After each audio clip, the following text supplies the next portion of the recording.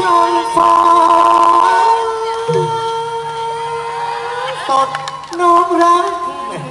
น้ำตาจะไหลเชียวช่างเก่งนักจริงไอ้น้องอยากให้ผู้ชมเขามองจ้องฝีมือไอ้น้องมันเจ๋งอยากส่งไปเป็นพระเอกแถววิเวกวังเวงตัวแล้วมันชอบอ้าวใส่เข้าไปพ่อแม่สอนว่าเราอย่าทะเลาะกันเรื่องผู้หญิงไม่เอาไปก็ได้กูไม่ตู้